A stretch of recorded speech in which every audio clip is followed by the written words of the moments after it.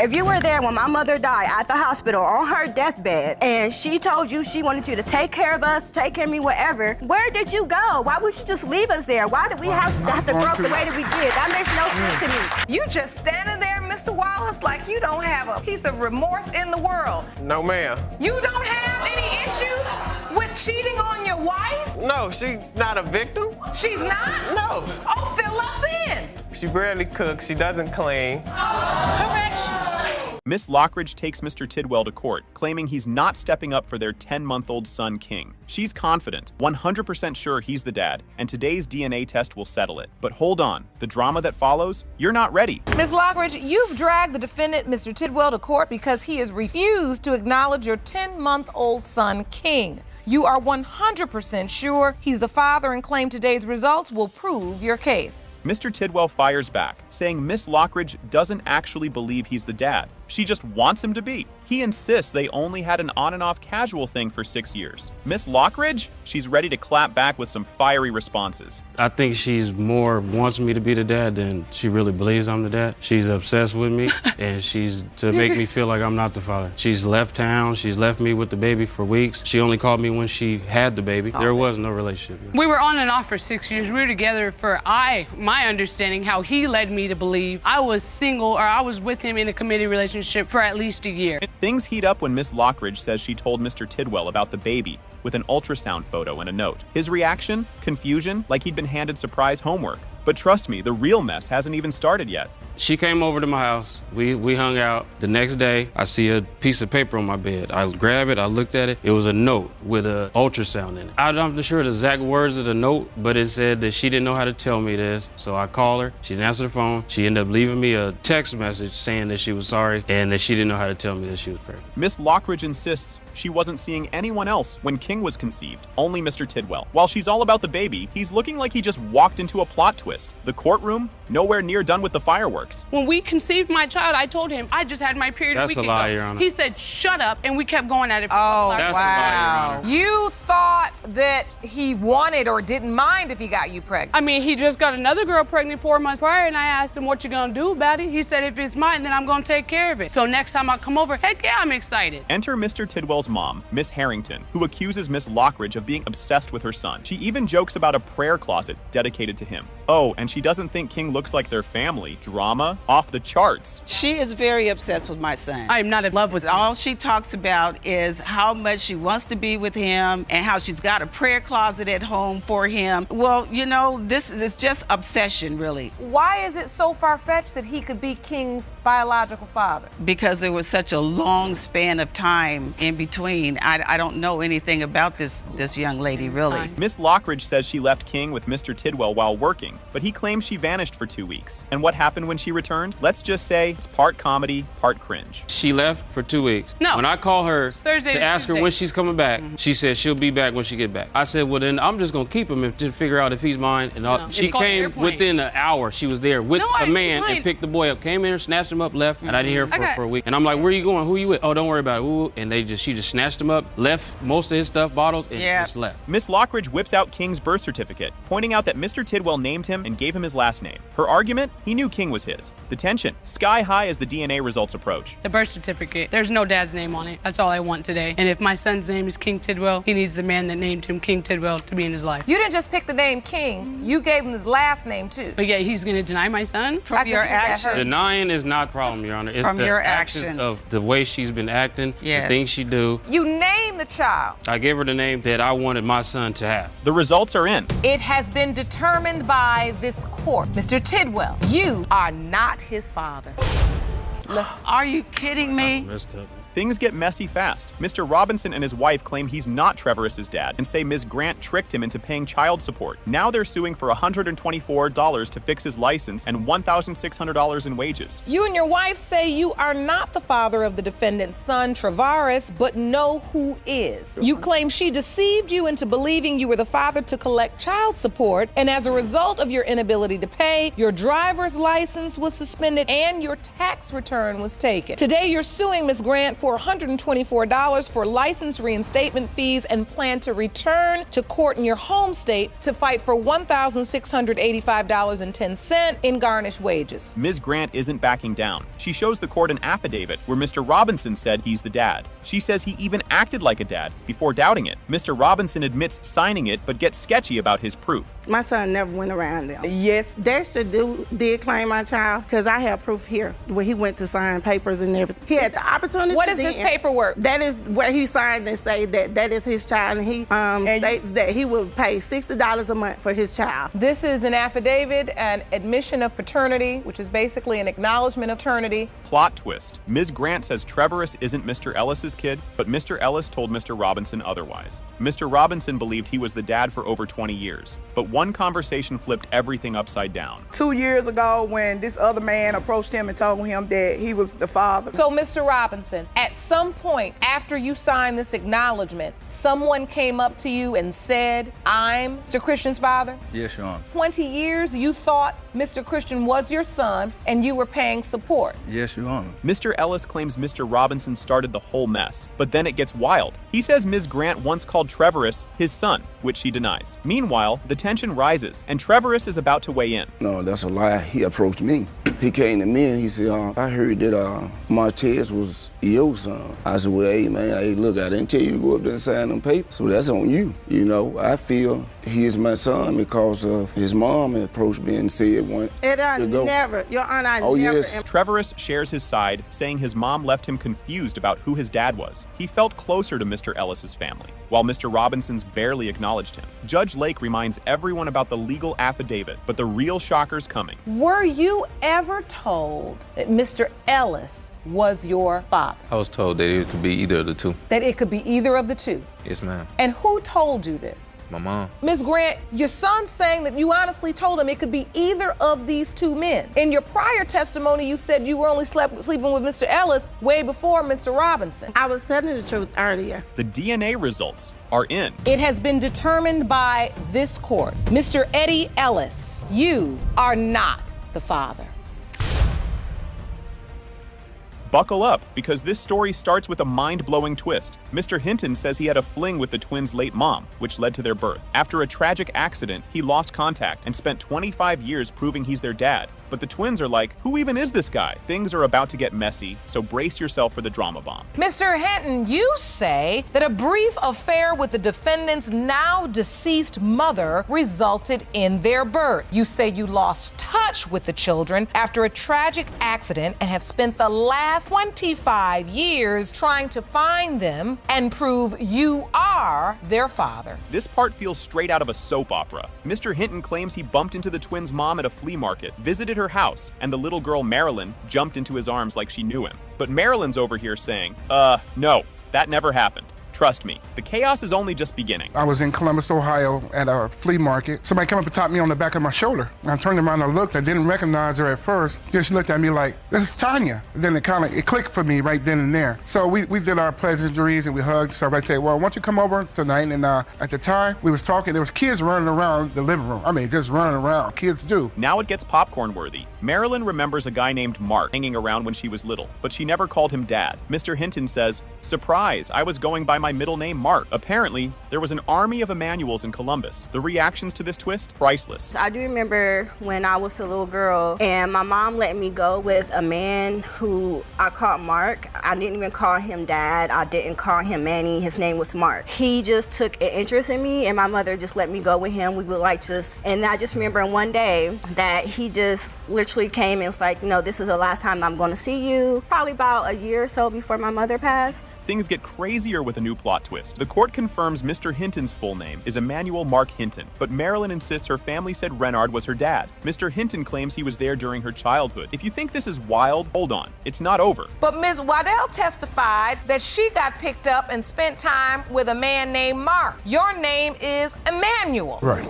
a time in Columbus, Ohio. I don't know what it was. It was a big boom. There's a lot of males that were named Emmanuel. I knew 6 people named Emmanuel myself. So I didn't want these people to keep everybody in the whole city keep interfering with me thinking I'm this Emmanuel and I'm this Emmanuel. Now we hit the emotional part. The twins accuse Mr. Hinton of being MIA after their mom passed, sharing how they grew up in foster care and were separated at 9. Marilyn asks, if you cared so much, why didn't you come back for us? His response, eye-roll worthy. We're 33 years old.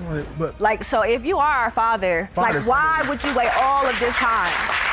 Me and my twin, we grew up in foster care and we were even separated at 9 years old. Where did you go? I don't understand after 33 years why you just come in all of a sudden and, you find me on Facebook, you say you were looking for me all this time. I've been in the same place. Get ready for drama overload. Mr. Hinton says he promised their mom he'd take care of the twins, but needed time to get his life together. The twins aren't buying it, asking, where were you for 33 years? The roller coaster isn't stopping here. He was there at my mother's death. That makes me extremely upset. If you were there when my mother died at the hospital on her deathbed and she told you she wanted you to take care of us, take care of me, whatever, where did you go? Why would you just leave us there? Why did we have to grow up the way that we did? That makes no sense to me. No excuse that he can give me on why he wasn't there, especially when he keeps insinuating that he was there when my mother passed. This is a classic, are you kidding me moment? Marilyn asks why Mr. Hinton tried to pick her up, but not her twin brother. She's like, what parent picks one kid and leaves the other? Mr. Hinton blames challenges, but the twins aren't convinced. The tension is about to explode. Why didn't he come back to get both of us 7 months later? 7 months later? Yeah, why would you just say, I'm coming back to get Marilyn? Because he was not there. Okay. I was there. I'm not gonna take one and not take the other. I'm a single mother. I struggle, but I'm not just gonna leave him or just put him in foster care, let him go over, ABC house just because I can't take him. We gonna struggle together. But there wasn't a cycle there, Yana. This kicks off with some juicy family drama that feels straight out of a TV show. Ms. Webster overhears gossip suggesting her dad might not actually be her dad. Her cousin chimes in saying, you're just like Mr. Ware. Same laugh, same walk. And suddenly, everyone's suspicious. You recently learned shocking news that Myron Smith, the man you believe to be your dad, and who paid child support for you, may not be your biological father. Now you've dragged the defendant, Mr. Ware, to paternity court to prove that he is your father and claim today's results will prove your case. Yes, Your Honor. Ms. Webster dives into her baby book, uncovering clues that only fuel her doubts.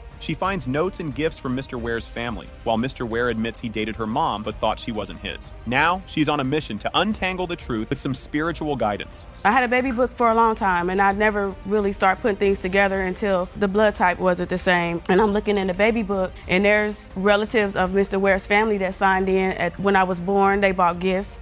There was an address. Relatives of Mr. Ware, yes, Your Honor, have signed into your baby book when you were born. Correct, Your Honor. The plot thickens when Mr. Ware shows up during a church prayer session. Ms. Webster turns around and realizes this could be her dad, but it's as awkward as it is surreal. The moment feels like destiny, or maybe just a bizarre twist of fate. We went to visit him at his church. I knew who he was, but he didn't know who I was. I just been praying, that I find out who my father is. There's things in my life. I came to the Lord. I went to the altar. They had altar call. I'm praying. And I'm nervous, but I just felt this energy. When I got up, Mr. Ware was standing right behind me. So out of all And did you know it was Mr. Ware? When I was down, no, I didn't know who was standing there when I got up. Tamara Smith enters with major receipts, claiming she knows who the real dad is. She insists Ms. Webster's mom and Mr. Ware were together when Ms. Webster was conceived, clashing with her mom's denial. The drama skyrockets as Ms. Webster's mom steps in to defend her story. My name is Tamara Smith, and I grew up in the household with Demisha's mother, Miss Webster. Mr. Ware was like a part of our family. I know what Miss Webster may have told him, that he wasn't the father, but I believe in my heart when Miss Webster left Louisville to move back to Dayton, Ohio, that she left her pregnant. Mr. Smith, who's been paying child support for years, reveals he was out of state during the conception window. Despite signing papers without a DNA test, he wanted to do the right thing. Now, Ms. Webster's mom has to set the record straight amid mounting tension. You have been paying child support. Yes, I have. But you don't believe you're her biological father. No, I don't. Miss Webster was born September the 17th, which means that she had to be conceived either late December or January of 76 or late December of 75. I was in the United States Army, stationed in Fort Hood, Texas.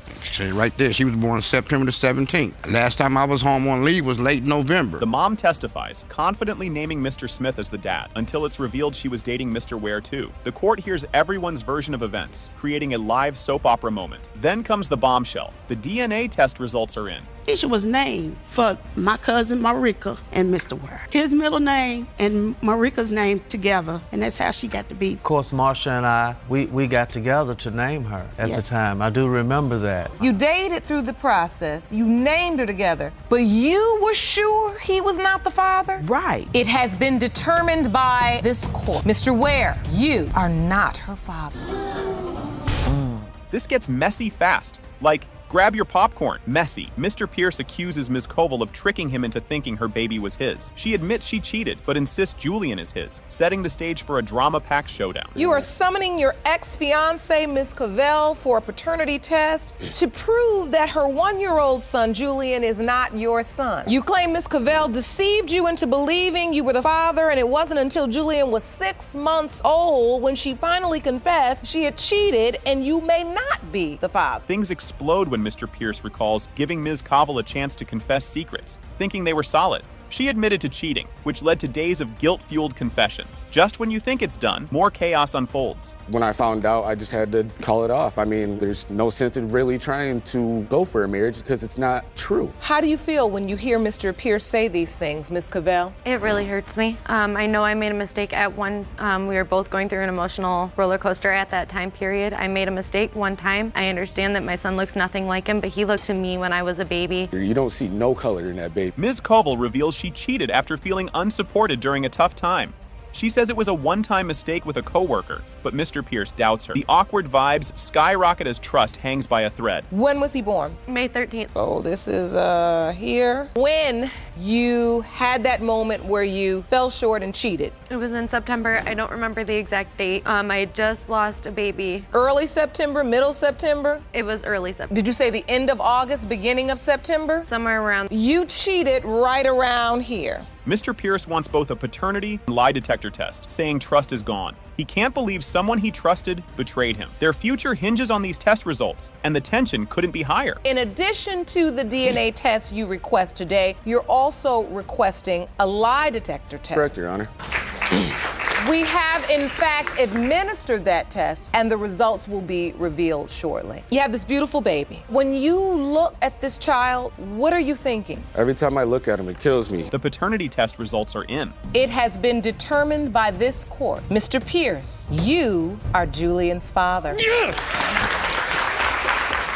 From the get-go, it's chaos. Miss Reed demands a paternity test to prove Mr. Wallace isn't the father of Miss Austin's baby. Plus, she's suing Miss Austin for $5,000, blaming the affair for her financial troubles. Miss Austin fires back, denying she owes Miss Reed anything and insisting Mr. Wallace is her baby's dad. The drama is off the charts, and we're only getting started. You are demanding that Miss Austin have a paternity test administered on her child, whom she claims was fathered by your estranged husband. You're hoping the DNA test will prove that your husband is not her baby's father. You argue that her affair has left you struggling financially as well. Buckle up. This is where it gets messy. Miss Reed found out about Miss Austin when she answered Mr. Wallace's phone and heard, "I'm his girlfriend." Shocked, she responded, "No, I'm his fiancée and we just had a baby." Though she initially left him, she later forgave and married him. But Miss Austin's next bombshell keeps the drama rolling. And I found out about Mrs. Austin. One day I came in from the hospital from having my second child, and Ranielle's phone rang, and I just so happened to answer the phone. Mrs. Austin, she said, "I'm Ranielle's girlfriend." I said, "Ranielle's girlfriend, did you know that Ranielle was engaged to me or whatever and just had a baby?" She said, "No." I packed my things and I left with my 2 kids at the time. I went and stayed at my aunt's house. Miss Austin brings the heat with her unapologetic story. She claims she didn't know about the engagement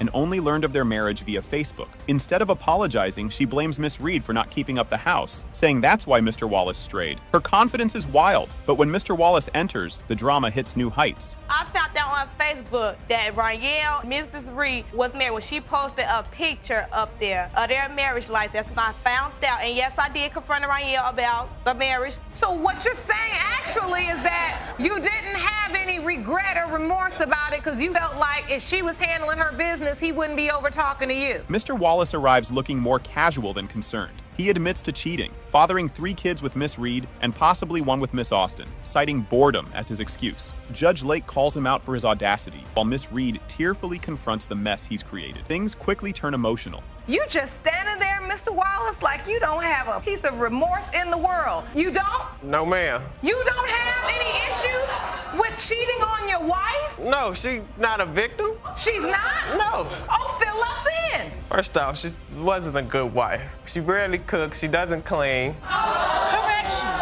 Miss Reed's testimony is heartbreaking. She shares how her kids feel neglected now that Miss Austin's baby is in the picture. While upset with both parties, she ultimately blames Mr. Wallace for failing their family. Her only wish? For her kids to have a present, caring father. But there's still the $5,000 lawsuit to address. I rather for it to be his because I feel like ever since Rayo had other kids on my kids get the short end of the stick. They rarely see their dad. Like when I take them to see him, I have to like leave them with him in order for them to spend time with their father. Before her child even got in the picture, Rayo was there for my kids for whatever. Like watched them, gave them whatever. But now that Mrs. Austin's child is in the picture, my kids have to suffer. And I feel that it's not right. The $5,000 lawsuit hits a wall. Judge Lake rules that Miss Austin isn't to blame for the marriage's downfall. That's all on Mr. Wallace. Miss Reed looks frustrated, but the judge calls out everyone's messy behavior, reminding them that children's lives are at stake. And now it's time for the paternity results. We found out today through testimony and confirmation is that Mr. Wallace actually went after Ms. Austin. Now, in order for you to sue for alienation of affection, you have to prove that this young woman planned to destroy your marriage. I don't see that. It was his free will that started this affair. Are we clear? Yes, Your Honor. So for this reason, my judgment is for the defendant. Here's the moment everyone's been waiting for. In the case of Reed versus Austin, when it comes to baby Demuriel, Mr. Wallace, you are her father. Told you, dummy. She looks just like you, dummy. When I said you go across that aisle and hug your daughter, the first thing you did was look at your wife for permission. I didn't miss that. Amen by that. Amen. And I want to make sure we're clear if no one's let you know. You don't need permission to love your child. Amen. Court session starts, and Judge Lake jumps right into it, addressing everyone. Things are just getting warmed up, and you won't believe what comes next. Ms. Jackson, you've dragged your ex-boyfriend to court to prove he fathered your 26-year-old daughter, Tanika. You claim he's denied her since birth because you were caught in a love triangle with him and his wife. It's about to get real messy. Ms. Jackson says Mr. Brown owes her a whopping $2,624 in child support. Sparks are already flying, and this is just the start. Stay tuned for more shouting. 1 week ago, you reopened your child support case in which you state Mr. Brown owes you $20,624.08. Yes, Your Honor. Mr. Brown, you and your wife claim you can't be the father because you were on the road for 3 months during the time of conception. That's true, Your Honor. You've basically taken care of your daughter alone. Yes. Oh, here we go. Ms. Jackson says she met Mr. Brown at a club where he told her Drusilla was just a friend. Later that night, they end up at an apartment. And who barges in? You guessed it, Drusilla. Ms. Jackson had no clue this was going to be drama central, and you'll never believe what's coming up. I met him at the club, and we started talking, we started dancing. He told me he'll be back. When he left with his wife, Miss Brown, I asked him who she was. He told me if she was just a friend. So he came back to the club, and then we went to the apartment. We was in the back of the room. She came in the door. She said, come on out, let me talk to you. I didn't know that he was dating her because he told me they had broke up. Drusilla is not letting this go. She catches Mr. Brown and Ms. Jackson together again, this time in a club bathroom. Drusilla let Ms. Jackson go, kept her eyes on her man, and just when you think it can't get any crazier, it totally does. He wasn't in the club. I said, well, one place because his car was still outside. So I knocked and knocked on the door of the bathroom. I said, Dwight, I know you're in there. I said, open this door. He cracked it a little bit. So when I pushed it open, she in there, done him in the bathroom. But I told her, I said, you can go. So you find him in the club in the bathroom? Yes, ma'am. Okay, this part is like something out of a sitcom.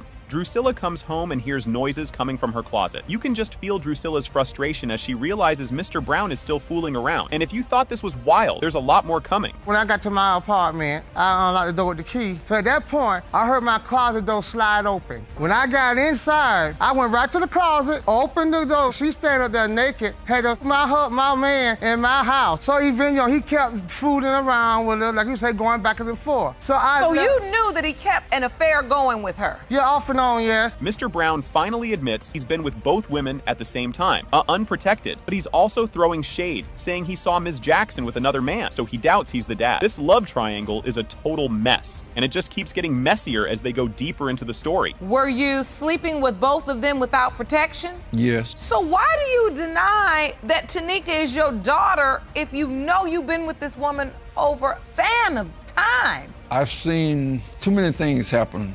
Like one morning, I thought she was at work. Come find out, she was out with another man. Things are getting juicy. Ms. Jackson presents a birth certificate saying Mr. Brown is Nika's dad, and Drusilla and Mr. Brown are not having it. This isn't just a paternity case. It's turning into a full-blown mystery, and everyone's hanging on to see what'll pop up next. I have proof that Mr. Brown signed my birth certificate. I'd like to see that That's a birth certificate. That's a fake, Your Honor. That is a fraud. Her mama been lying to her. So wait, on this birth He certificate, named- it does say Dwight Stanley Brown. He named didn't me sign and that. he spelled the name. He was with me during the time spelled that my birth name and named me. This Now, I second do birth not certificate. see a signature on this birth Because he certificate, did not though. sign it. I didn't sign it. Drusilla is spilling more tea. She says she tried for years to get Ms. Jackson to agree to a DNA test, but Ms. Jackson always dodged it. It's a total blame game, and Drusilla's got receipts, so you know it's about to get even spicier. She don't ever keep calling me. That's an insult about DNA testing. Every time we ask for something. Same thing in 1992. Okay, then we went to Ms. Jackson again. Went up to the lab again to get a DNA testing. I paid my money. My husband didn't pay child support. I did. I took care of her. That's true. This story is so dramatic. Judge Lake points out the irony in Drusilla's complaints, saying, "It's the same lady in your closet." Drusilla tries to act like the problem is solved, but Judge Lake reminds her they're here to see if Mr. Brown is really Tanika's dad. Hold on tight because the moment of truth is about to drop. It's the same lady that's in your closet, same lady that's behind the bathroom door. Yeah. It's the same lady. But that doesn't mean that Tanika is not your husband's biological That's child. all I ever wanted to know, Your Honor. Well, that's his daughter. That's why we're here. Yes, ma'am. Round the envelope, please. Yes, ma'am. This is it, the big reveal. Judge Lake opens the DNA results, and yes, Mr. Brown is confirmed to be Tanika's dad. Emotions are flying everywhere, but don't leave yet. There's still one more twist. It has been determined by this court. Mr. Brown, you are her father. Jesus.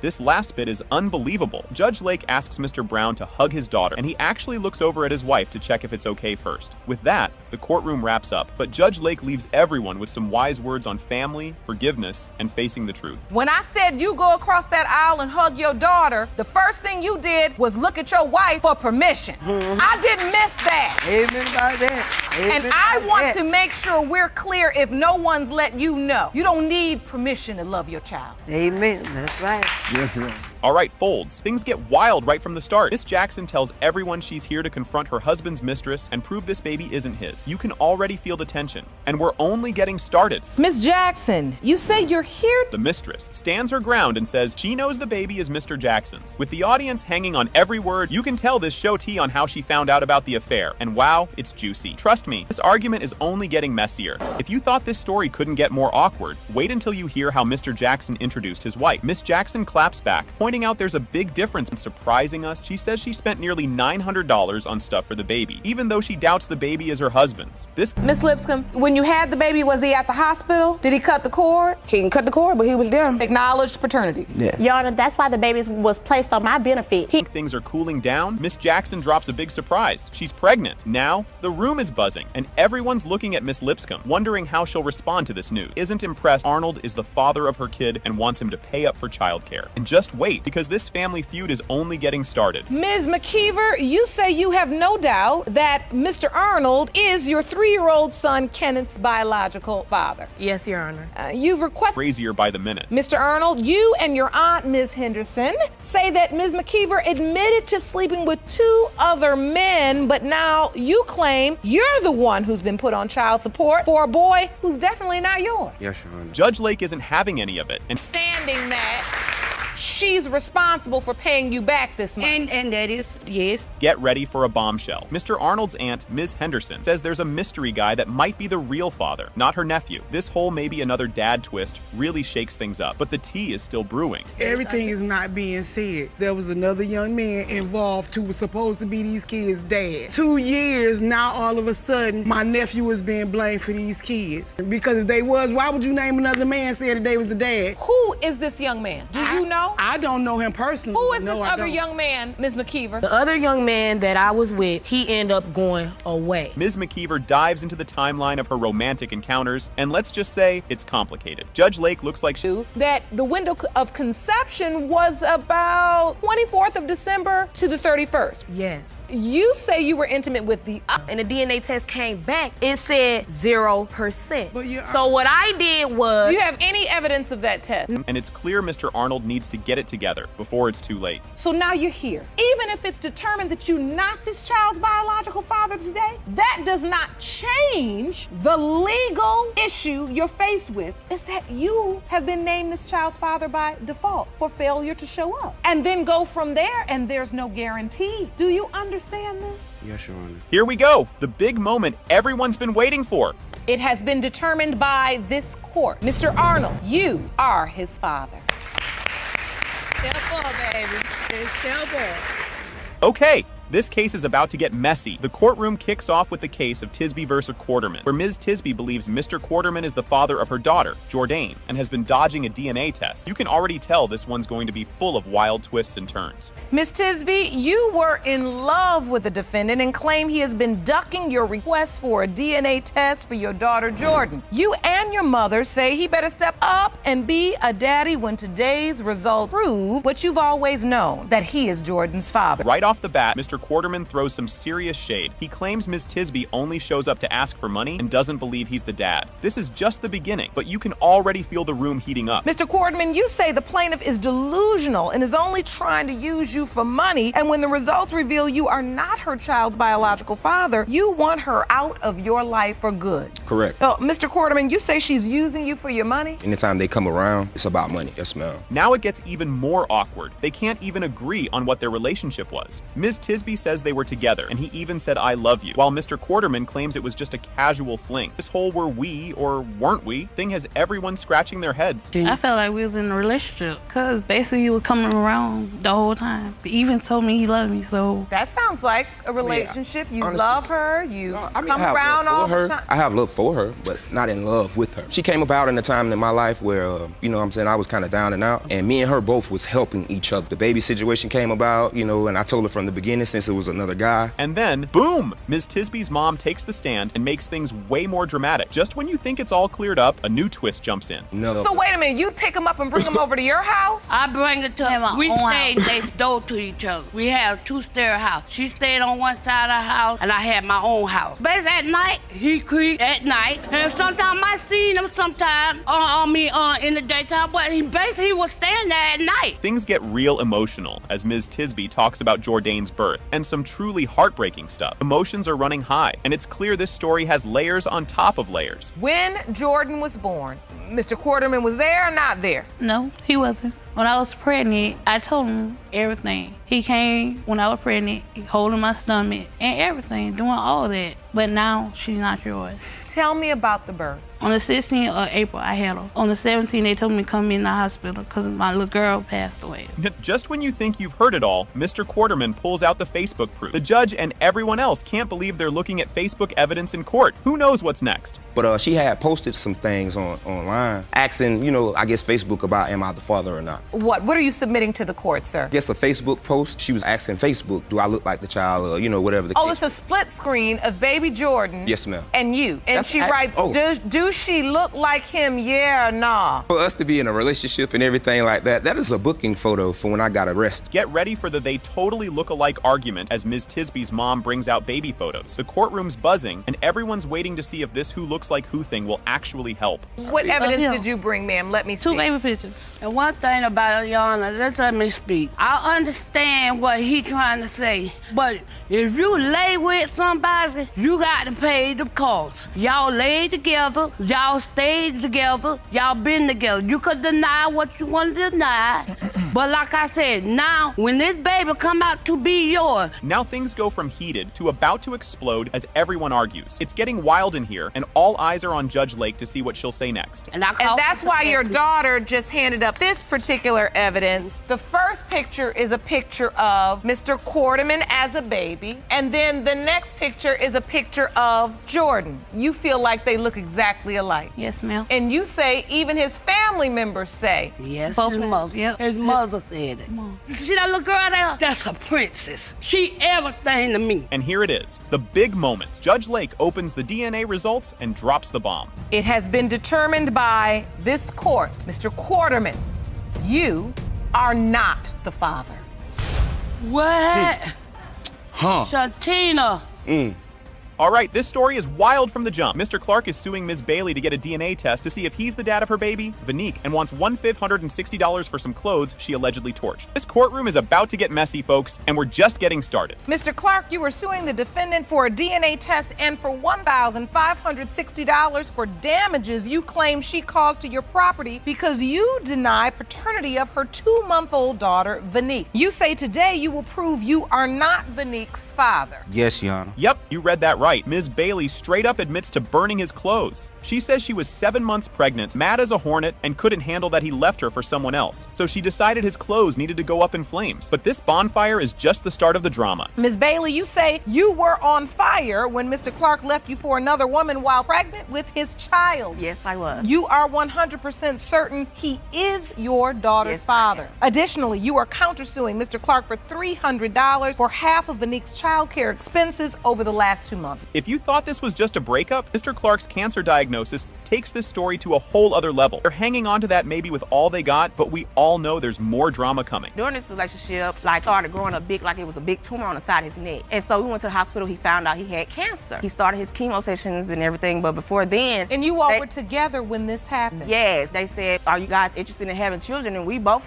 no. And they was like, well, there's an 80% chance that he can't have children during his chemo. So you know I can't have kids. But there's still that 20% that he can. Mr. Clark's doubts just keep getting louder, thanks to both science and his new girlfriend whispering in his ear. Oh, the plot thickens, and he's definitely not done talking. Your doubt stems from the fact that as you're undergoing chemotherapy, you've been informed by your doc that this would affect your ability, possibly. Yes. And that's why they suggested to you freeze some of your sperm, because they knew that there was a chance that this treatment could affect your chances of having children. Yes, ma'am. You proceeded with your treatment. Here comes the science. They even brought in a doctor to clear things up, and things got even more confusing. Looks like the science talk didn't help, and now everyone's looking around like, what now? It depends on the type of chemo, the dose, the age of the patient. However, if you ask for general statistics, it is about 77%. How old were you at the time you were receiving the treatment, Mr. Clark? I started receiving treatments at the age of 26. Well, as you can see, Ms. Bailey is focused on that 20% chance. Unfortunately, it only takes 1 sperm. Ms. Bailey gets super emotional here, hoping Vanique can have a dad, especially since she grew up without one herself. It's a tearjerker moment, but we all know Mr. Clark still got doubts, and it's about to get real again. Brings you to tears when you see your baby? Yes.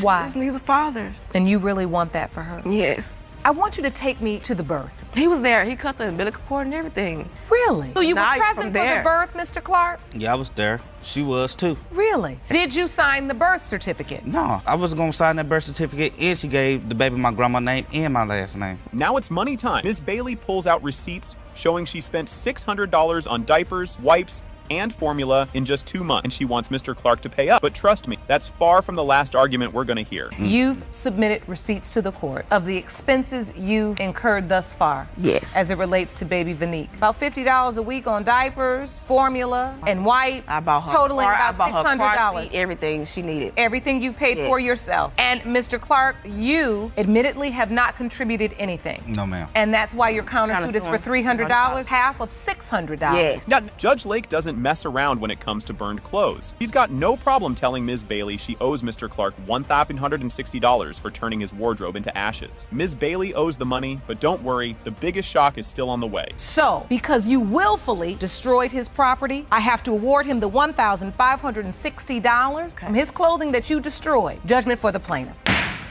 Moving forward, I think we're ready for the results. Burn no clothes no more. You all done? Yes. A lot of unfinished business here. I hope you taking note, Miss Hudson. You quiet over there. Just poke, both of you, back and forth. You can't even get the result. Here comes the moment we've all been waiting for. DNA results are in, and it's a jaw-dropper. It has been determined by this court. Mr. Clark, you are not the father. I wanted him to be the father. I wanted him to be there. All right, folks, you won't believe what's about to go down in this courtroom. Judge Lake starts things off, introducing the case of Martin v. Pinner. Ms. Martin admits she made a big-time mistake around the time she got pregnant with her daughter, Royal Blue. Things are just heating up, and it's only the beginning. Ms. Martin, you admit to making a huge mistake around the time you conceived your daughter, Royal Blue. You claim that one moment of weakness will cost you your fiancé if you cannot prove today that he fathered your child. This relationship sounds like it's hanging by a thread. Ms. Martin shares that things are so bad that Mr. Pinner has moved out of the bedroom and now lives in the living room. The tension between these two is wild, and you can just tell there's more drama on the way. Well, at this point, me and Romeo have no relationship because of the paternity of our daughter. I made one mistake back in the past that he knew about, and now he's claiming that he knows nothing about it. The relationship is in turmoil. Yes, he completely moved out of the bedroom. Like, he lives in my living room. Oh, and here's where Mr. Pinner's side of the story kicks in. And trust me, it's not pretty. His trust issues are real, and this whole thing is starting to sound like a soap opera. She says that she let me know right away, but it was a month later after she found out that she was pregnant. No, that's true. You know, when you feel like that is why would I fake it and just, be laying in the bed with somebody that's already lied to me, then I'd be dishonest to the relationship. But you were laying in there before. You were dishonest with me in the beginning, and you're dishonest with me now. The reason why I'm not sleeping in the bedroom is because I'm not sure if Royal is mine or not. Now, Ms. Martin tries to explain her side, and it's, well, messy. Their stories do not match up, and the arguments are getting louder. I'm going to tell her about the mistake. At the point in time, Romeo was doing him, as we say, partying, not coming home. I completely moved to Wisconsin with him. I even said, if I come up here for you, I'm about you, we're gonna do our family thing. And when I got up there, it went totally left. He left me in the home by myself. It'd be days at a time before I saw Romeo. Just when you think you've got the story straight, Mr. Pinner drops his version of the truth, and it's totally different. These two can't agree on anything, and it's all going off the rails. So it's your testimony, Mr. Pinner, that she didn't tell you the day after the party. She told you 1 month after she was already pregnant. Exactly, Your Honor. She said, well, I have something to tell you. When I had that party, I woke up the next morning. I'm pretty sure I had sex, but I don't know who it is. Like I said, that's very irresponsible. To this day, I don't even know the person's name. I didn't wait a month. I told you the next day. I was honest from the jump. So, Ms. Martin? Hold on, because now they're bringing up all their issues from way back. Mr. Pinner claims Ms. Martin changed after having their first child, started partying more. Judge Lake points out they've both been playing the blame game, and it's seriously messy. Like, how do these two even live together? After she had our oldest daughter, she changed completely. I guess she felt like she missed something. She started to go out partying, kicking it, in clubs. We got a child. You leaving me here with the child. I work and go to work and try to take care of my family and provide. You are turning this whole around. I have made my this mistake. Excuse me. I have had made my mistake. But at the same point in time, we were supposed to work with it. Judge Lake isn't holding back here, giving some advice on why tit for tat never works out. The judge isn't sugarcoating anything, and you can feel the tension rising. She moves to a different state, following behind you. When she gets there, you still out and about doing things. He out hanging out. He don't want to come home. I'll start partying. We hear this too much. Now, thing I tell women all the time, we lose the tit for tat every time because you lose your senses and you do something stupid and you get pregnant.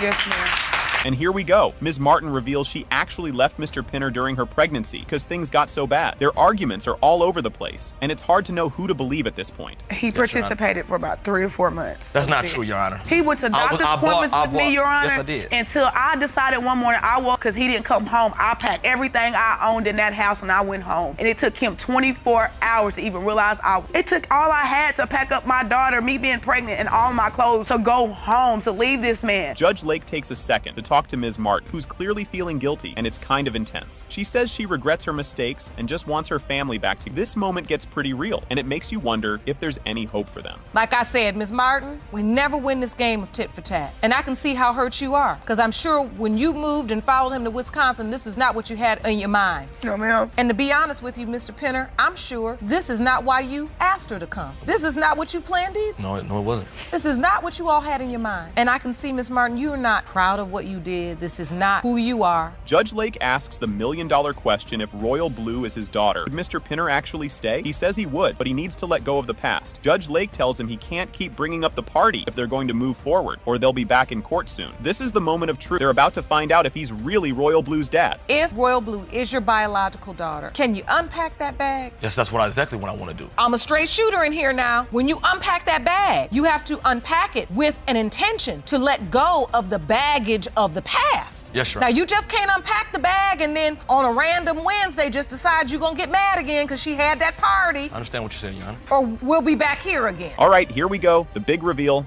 It has been determined by this court. Mr. Pinner, you are the father. Thank God.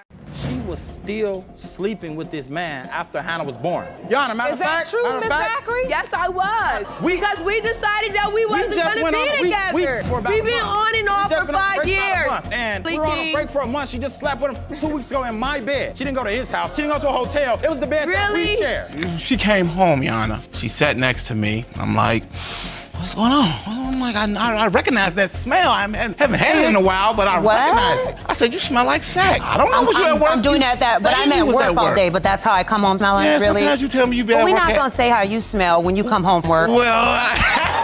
Judge Lake introduces Ms. Cousin and her mom, who dragged Mr. Bell into court, saying he's the dad of her 7-month-old baby, Taquan. Mr. Bell fires back, saying he's not the dad and insists it's all a plot to mess up his relationship. Miss Cousin, you and your mother say you had no choice to drag the defendant, Mr. Bell, into court today because you're fed up with his lies. He denies being the father of your 7-month-old son, Taquan, and has even gone to the extreme by blocking all contact with you. Ms. Cousin's mom doesn't hold back and launches into a full-on roast of Mr. Bell, calling him a two-timing liar. With all this shade flying, Judge Lake turns her attention to Mr. Bell for his side of the story. Fed up with his lies because he a two-timing liar. He told my daughter that he was single, that he was not in a relationship because I seen his picture on her phone. When she started being with him, I seen how her attitude changed. Who last sleep I with, knew you or her? then that she was pregnant. I met you at a relative house. Things go up a notch as Ms. Cousin's mom spills the tea about receipts she found for lunches her daughter bought for Mr. Bell. Judge Lake raises her eyebrows at Mr. Bell, ready to hear what he has to say about these lunch dates. A whole weekend, yeah. And then not only that, y'all had lunch Can't she together let her at daughter work. talk? I She searched wasn't her there? room. I go in her room. I found receipts with 2 combos on it.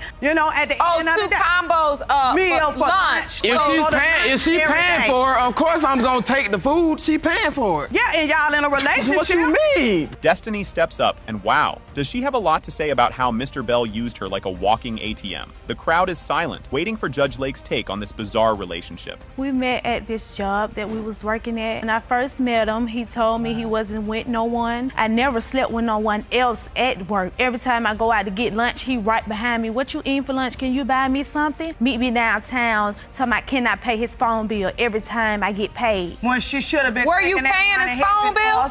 Yes. Just when you think this story can't get wilder, Destiny's mom reveals how she and her husband have been covering all of Taquan's expenses. Judge Lake gives Mr. Bell a sharp look, clearly ready to hear his excuse. Because me and my husband have been doing it for the last 7 months. Buying milk, strollers, walkers, baby bed, car seat, everything. That take a toll on me. Destiny was on a good route, somewhere to work. Once she got that job, fell into the footsteps of him. And today, I'm walking in her shoes. I've been taking care of Taquan. Mr. Bell's response is so chill, you'd think he's talking about the weather. Judge Lake warns him to get real, reminding him that his version doesn't exactly add up. You can tell the judge is about to unleash some major truth bombs. What was the nature of the relationship in your mind? We met at work. I only seen her outside of work maybe twice. We was never together because I had to go home to her. I was staying with her and my kid. Were you flirting with her at work? Yeah. Now it's getting juicy. Mr. Bell and Destiny go back and forth about who told him about the pregnancy first, with Mr. Bell insisting he heard it from her manager, not her.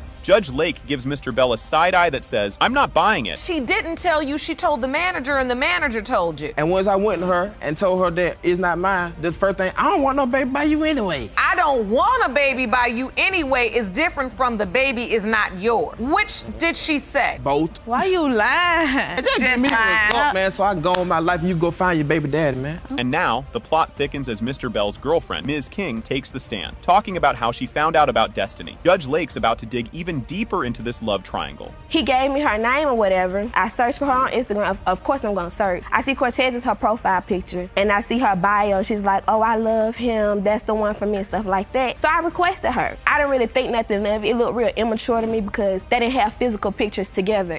I wouldn't believe that they were in a real relationship. Destiny doesn't hold back, setting the record straight by saying she and Mr. Bell were together 3 times, unprotected. Everyone's hanging on to see what he'll say next. We slept together 3 times, unprotected, and he know that. Where'd you all go? We'll go anywhere. Where we went? Where did we go? In the car, it don't matter. Where did we go? And we went Since to the was club on with date. your cousin now. You know that. So what you're saying is you all would go out but you didn't think he was in a relationship? No, he told me he wasn't in a relationship when I first met him. Hold on to your popcorn, because Destiny claims the one time Mr. Bell did see Taquan, he had the nerve to ask for, you guessed it, intimacy. You can tell the judge is just waiting for Mr. Bell to slip up even more. Now, Destiny, you said he came to see the baby one time. Yes, but when he came to see the baby, he wanted to have sex. He said, would you have sex with me? I was like, no. He's like, what, you scared of your boyfriend? And when he came, he had a flat tire. He asked to use my sister four-wayer to take the tire off. So my daddy was trying to help him. And when he came in to see Taquan, he said, oh, Taquan look like you and your mama. Judge Lake drops the bomb. It has been determined by this court. Mr. Bell, you are the father. Thank you, Lord Jesus. Oh, yes. Oh, yes. Right from the jump, this whole thing is just bananas. Mr. Barlow's got 8 kids, and he says they all look like him, except for one, little Jabril, who he's sure isn't his. Oh boy, things are about to get real messy. Mr. Barlow, you say your 8 kids look exactly like you, but the defendant's son, Jabril, looks nothing like you. And that's because you're not his father, and you know who is. Here we go, things are heating up. Mr. Barlow starts dishing out details about all these shady calls he made to Ms. Winslow while he was away, where she kept saying the landlord was over. The back and forth is pure drama, and we're not even close to done yet. I believe she was sleeping with the landlord. You do? Yeah. And that's not possible, Your Honor. The landlord. Why do you believe that? What evidence do you have? While I was away, I would call all the time because I got a long past of infidelity.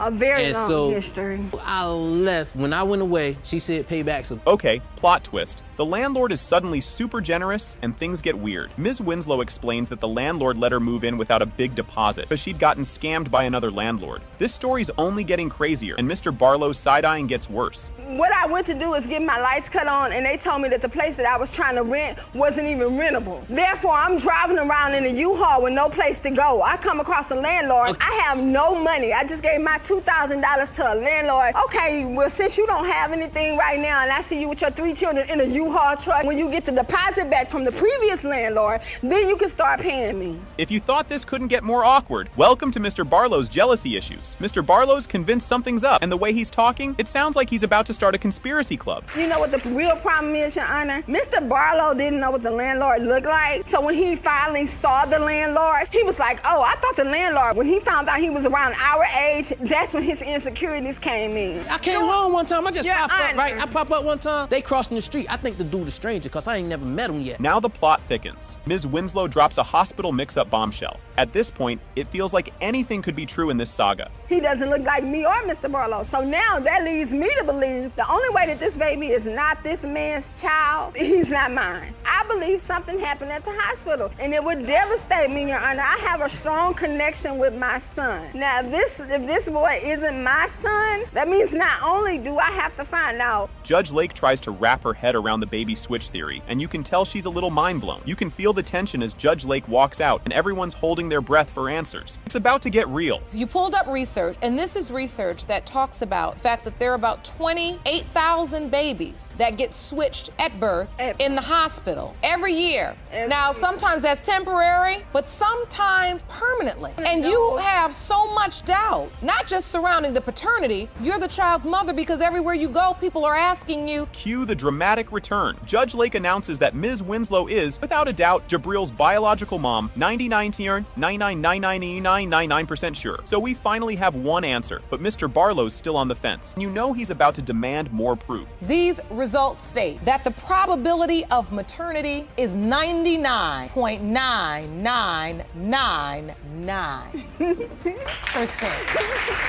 You, Ms. Winslow, are Jabril's mother. That's all I needed to hear, Your Honor. And I can see you're truly relieved. It's a weight lifted off of my shoulder. Time for some backstory, and it's juicy. Ms. Winslow lets loose about their on and off 11-year relationship, mentioning that Mr. Barlow has fathered multiple kids with other women while they were together. Mr. Barlow's jealousy is on full display, but the way this story's going, there's still more to come. And I have never cheated on this man. I've been with this man for 11 years, off and on. He have not only had twins on me, but triplets as well.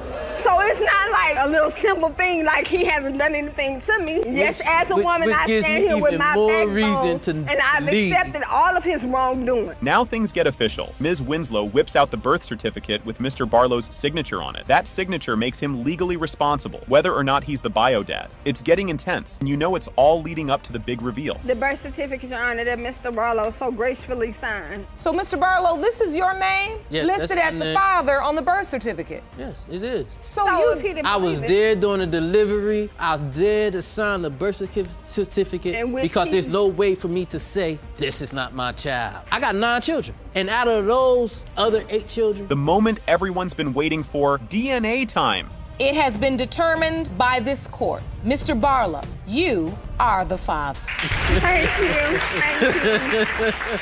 Wow, this is about to get wild. Judge Lake introduces the case, Thomas v. Zachary, where Mr. Thomas wants a DNA test to find out if he's really the dad of little Hannah. And let me tell you, things are about to get messy real quick. Mr. Thomas, you claim you've been petitioning the court system for a DNA test for 15-month-old Hannah Thomas for more than a year now. Yes, Your Honor. Right out the gate, Mr. Thomas goes off saying he's been begging for this DNA test for over a year. He says he signed the birth certificate because he was tricked. Yeah, this dude's ready to bring some major drama, and it's only just beginning. Now, you've been notified that you will be paying support because you signed the birth certificate, but claim it was under false pretenses. Now, the court will decide whether there's reasonable cause to grant you a DNA test today. Oh, and here comes Ms. Zachary, already calling Mr. Thomas out. She says he knew all along he'd be on the hook for child support since she had to apply for help. She's got a totally different story, and you can just feel the awkward tension building. That is a lie, what he's saying. He knew that he was going to pay child support because I receive a medical card. I also receive cash assistance. I have to cooperate with child support in order to receive those assistance. Your Honor, me and Rakaya were separated towards July. August, we got back together, you know, towards the end of August, beginning of September, she told me I feel pregnant. And we went to buy like maybe 4 or 5 pregnancy tests. Mr. Thomas thinks he's got the timeline all figured out, saying he and Ms. Zachary got back together. And soon after she told him she was pregnant, he figured, hey, that's my kid. But oh boy, if only things stayed that simple. Now, I found out that I was pregnant September 18th, to be exact with you. I went to that doctor's appointment and I came home. I handed him the papers. This is my results at the doctor. This is my proof of pregnancy. No, Your Honor, I never received any paperwork, Your Honor. She said she was between 3 to 5 weeks. We got back together in August. We were having a lot of makeup sex, you can say. So I'm like, okay. Now, here's where Mr. Thomas starts getting real suspicious. He says Ms. Zachary started looking way too pregnant for the timing she gave him. Things just weren't adding up for him. But little did he know, this was just the start of his head-scratching moments. So you're doing the calculation in your mind and you say if baby was conceived in August, then more than likely I didn't have any doubts that it was my baby. After a couple months, you know, I'm looking like, wow, you know, she's getting kind of big, kind of fast, you know. She's, 5-6 weeks. What's going on? Okay, so this doctor's visit really sends Mr. Thomas's brain spinning. He sees paperwork showing she's further along than she told him. And he's like, hold up, those dates don't match. But hey, it's about to get even weirder as they keep talking. Went to the doctor, maybe probably was about 3 or 4 weeks later, and he was telling me like, look, you need to be on her about smoking a cigarette. Here's her paperwork. And he showed me the paperwork and it said 15 or 17 weeks or something like that. I'm like, hold on, wait a minute, Your Honor. No. Yes. The doctors asked her, told her, encouraged her to stop smoking, but you also gotta look at the paperwork. Now let's talk about that break. Mr. Thomas is all, a break doesn't mean you start dating other people. But Ms. Zachary's like, yeah, that's exactly what a break means. These two clearly need a dictionary, but wait till you hear what Mr. Thomas says next. Break for us is I'm leaving out out the house, I'm gonna go to my parents' house for a while, or you leave and you go with your mom or something like that. No, that's not a break. That was a break between us, and we were always back together within a month's time. So it was still no excuse. A break is not an excuse to go sleep with someone and have a child by someone else at all.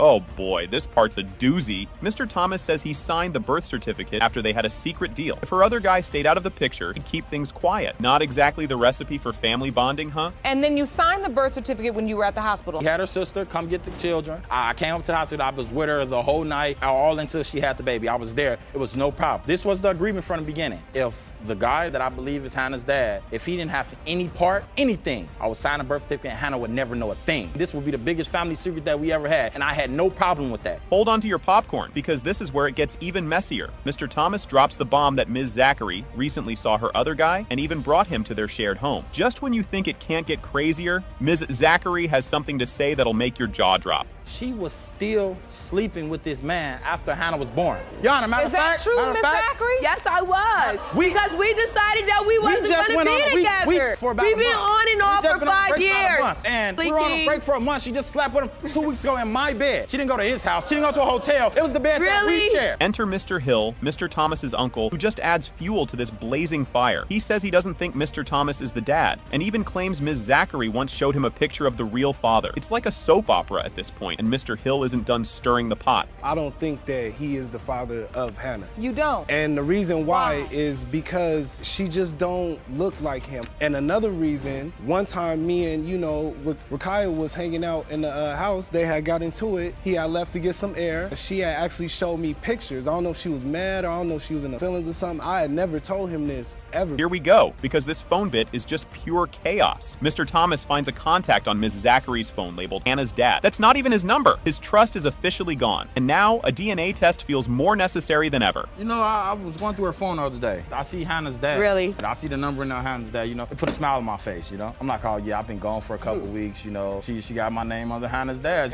we're getting there, And I look at it and I'm like, hold on. And I'm reading a text message, and I'm like, this isn't me. This isn't even my phone number. The rest of the kids come and tell me Hannah's dad was here. Things get surprisingly sad here as Mr. Thomas pours his heart out about how much he loves the kids and worries he might lose his place in their lives. With the test coming up, all he can do is cross his fingers and hope. Even my oldest daughter, she always, when I'm gonna see my little sister? I don't walk around telling people this is not my daughter. All of her kids look at me like their father. I'm their father. When I get in from work, it can be 2 o'clock in the morning, it can be 5 o'clock in the afternoon. They're choking me to death, trying to get up and hug me. Hannah, she's jumping up and down when I come through the door. I love the kids just like they my kids, and they are my kids. Here it is, folks, the big reveal.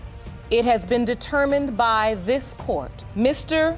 Thomas, you are her father. Whoa, talk about a wild start. Ms. Petty is telling the judge that she wants her daughter, Alea, to have a dad because she didn't have one growing up. And hold up, because things are about to get a lot messier. Just got a whole lot weirder, and we're not done yet. Wait, what? That's just the beginning of the roller coaster. Mr. Ball says he's sure he's not the dad because Alea has Mr. Daniel's last name on her birth certificate. Just when you think things couldn't get crazier, they totally do.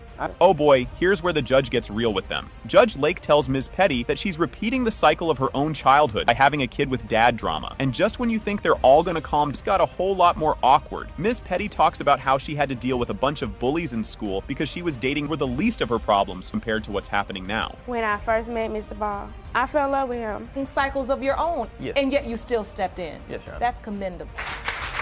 And you all had another sexual encounter that day. I wasn't even trying to that day. But not about I promise you. The moment everyone's been waiting for, the DNA results.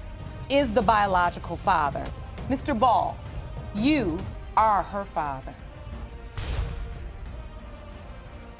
Now here's the kicker. Mr. Richardson signed the birth certificate even though he wasn't even sure he was the dad. She's saying he had every chance to back out, but now he's regretting it. Things are about to get even more awkward. Mr. Richardson, you claim you made a huge mistake. You signed the birth certificate of the defendant's 2-month-old son, DeMarlon, even though you doubt you are his father. You want to prove your case before you end up paying child support for a baby you know isn't yours. And here's where it starts getting hilarious. Mr. Richardson says he had doubts because the baby looked, well, way too light. Judge Lake reminds them that looks aren't everything, but Mr. Richardson is still side-eyeing the whole thing. You won't believe how they met. When I saw the baby, he was so white. He looked like a Mexican or something. He was just real light. A He was real light. Mexican, that doesn't matter. Children come in all shapes and sizes, and he just had spent 9 months or more in the womb. That's true. Yana, you gotta realize, when I was dating her, she was very sneaky. Believe it or not, this whole situation started in a club of all places. Mr. Richardson remembers meeting Ms. Robbins there, and right off the bat, she told him she was married, but kind of hinted she'd be open to hanging out. Now, they're bringing up the night DeMarlin was conceived. I met her at a club, came, approached her, didn't think she was gonna give me the time of day or nothing. So he pursued me. You're right about that. I did pursue you. For a long time. And we got to talking, and then she told me, she said, I'm married, but I'm willing to maybe see you or something, play around with you. Things get weirdly specific as Ms. Robbins describes the night they think they made DeMarlin, a night she calls a blessing for her new home. The judge is just trying to keep a straight face at this point. Wait till you hear about the pregnancy test. Is DeMarlin's biological father? No doubt. And I know that, like, the night we conceived, it was me and him. I remember a lot. He doesn't even remember, like, people's names, his middle name. He don't remember nothing. So how are you going to say that you remember the night that we conceived when you can't even remember what the next... Do you remember the night? I remember the night. Okay. This part gets even stranger when they kick her to or when they take the pregnancy test together, but Mr. Richardson is still acting like he's not totally convinced. Pretending gets him through for now, but it's clear he's full of doubts, and he's about to lay out his reasons. What do you want to do? I said, we're gonna have the baby because we're doing some stupid stuff. Not gonna blame this child. We're gonna have it. So you decided that we should have the baby? You were pretending like you were happy? That's nice. That's nice. And still be with me the whole time. Sneaky, but I mean, I don't get it. I mean, because of what? I'm sorry. Pregnant sex. Okay. Just when you think it couldn't get worse, Mr. Richardson drops more reasons why he's not buying this whole dad thing. Mr. Richardson feels it's just one more reason not to trust the situation, but then he starts questioning her finances. Mr. Richardson, please tell me if there's any other reason you have doubt. I went to one doctor's appointment with her, right? And then I went to go to the other ones. She told me, no, you don't have to come. I don't need you to hold my hand. I don't need you to hold my hand. You're telling me he's not mine, this is not my baby, all this the whole time. So why would I let you be a part of that? Now, we dive into the money mystery. Mr. Richardson wants to know where Ms. Robbins suddenly got cash for Christmas. Ms. Robbins is just rolling her eyes, saying she got it all legit. Next up, things get personal as he accuses her of cheating. Christmas time, she just moved into our new place. She had to put down $2,800. She was complaining to me that I have no Christmas money to buy. But I didn't ask you for any money at that time either, did I? She come up with all this money after she put this down payment on her to move in our place. And I said, where you get this money from? She told me I got it from my 401k. I said, that fast? Well, I have been on my job as what they call a Christmas account. And here's where things get spicy. Mr. Richardson thinks Ms. Robbins was out with someone else because she came home smelling like intimacy. Judge Lake tries to keep the peace, but Mr. Richardson's doubts are getting bigger by the second. And then there's the whole missed DNA test appointment. She came home, Yana. She sat next to me. I'm like,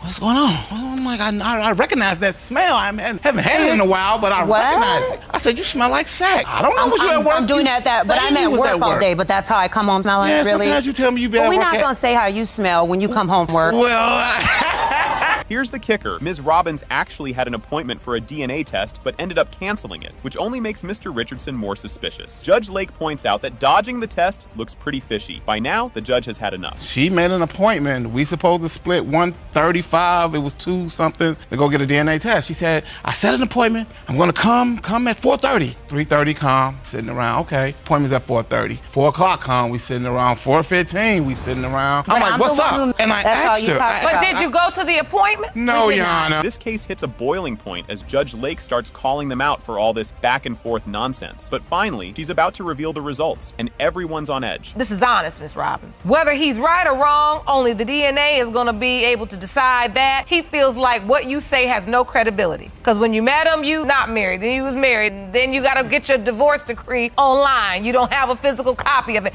And in this moment in time, you have the opportunity to resolve all of this and shut him up. Judge Lake decides to really push Ms. Robbins on why she dodged the DNA test that could have solved all of this. The judge gives both of them a piece of her mind about all these games. And now, here come the DNA results. That looks like you dodging the test. But I'm not, though. We got the appointment. We were going to reschedule it now. Why? We rescheduled it because I told him that we could do it at a later. Was it because he was already on the birth certificate and you felt like, you know what, you're the legal father anyway, so I really don't have to get up out of my bed? No, I really didn't care about playing games and being silly while DeMarlin is still on on pause. At long last, the big reveal is here. It has been determined by this court. Mr. Richardson, you are the father. You won't believe this? Stay tuned, as this is about to get seriously messy. Mr. Andrews and his mom are suing Ms. Corbett, saying she faked his signature on their kid's birth certificate. And trust me, it's just getting started. Mr. Andrews, you and your mother are in court today suing your ex, Ms. Corbett, for paternity fraud because you claim she forged your signature on the birth certificate of her 5-month-old son, who you believe is not your biological son. Things are heating up as Mr. Andrews spills the tea on the day of the baby's birth, and you'll want to see who jumps in next with their side of the story. Day of the birth, I cut the umbilical cord. I requested a blood test. I stayed at the hospital for like 24 hours, and the following day, I ended up leaving to retrieve a car seat. I didn't sign nothing. You claim somebody put your name on the birth certificate. Yeah, obviously. No, it's no way possible for me to just put his name on a birth certificate. The only reason why he's saying that he did not sign the birth certificate is because his mother told him not to sign my child's birth certificate. If you thought things couldn't get wilder, think again. Mr. Andrews throws out a big one, accusing Ms. Corbett of, well, seeing the whole neighborhood. Judge Lake steps in, telling everyone to keep it respectful, but we all know it's about to get even juicier. I wouldn't even call it a relationship, Your Honor, because she slept with the whole damn city, the whole neighborhood. Let's use respectful language in the courtroom. She slept around with everybody in our neighborhood. If that was true, I would have slept with her husband because he wanted me to. Oh, Lord. That's a lie. Okay, let's stay on track. Now, here's where things go full detective mode. Mr. Andrews pulls out a diagram of the apartment, explaining why he thinks Ms. Corbett had another guy over. But wait until you hear about the mystery text. Your Honor, What does this diagram show? this right here is a 2-story apartment building. This right here, like 2 feet from the driveway, is like the front entrance. And you could sit right here and like literally watch all this. And if somebody murdered him over here, it'd be real obvious. The guy she had in there tried to creep around and sneak on this side of the building and come out. She even had a bike in inside the house. Just when you think this can't get crazier, in comes Mr. Andrews with another bombshell. Ms. Corbett rolls her eyes, calling him a liar. But hang on, because next, it's about the baby. Is this your only doubt? No, ma'am. Found messages in her phone where some guy obviously was telling her, leave the back door open and be naked when I arrive. Oh, you saw the message? Yes, ma'am. She denied that in my face. I'm looking at the message in the phone. That's one reason. Ms. Corbett? That's like the third reason. The other reason I just showed you on the diagram. And now it's accusation central. Ms. Corbett claims Mr. Andrews barely sees the baby and once even threatened to drop him off at a fire station. But she's about to lay down the law about what really matters here, paternity. So how many times have you seen Quinn Jr.? Over a dozen times. So you spent quality time with him? He does not. I have to beg him for to come get my child. He was there 6 days. I told Quinn, I said, Quinn, you have to come meet me somewhere. I can't drive all the way down there. He was gonna drop my child off at a fire station. Your Honor, I told her that just to get her to move because she lied to me and told me she was threatening me with the police. Surprise, surprise. It has been determined by this court. Mr. Andrew, you are the father. Let it be known.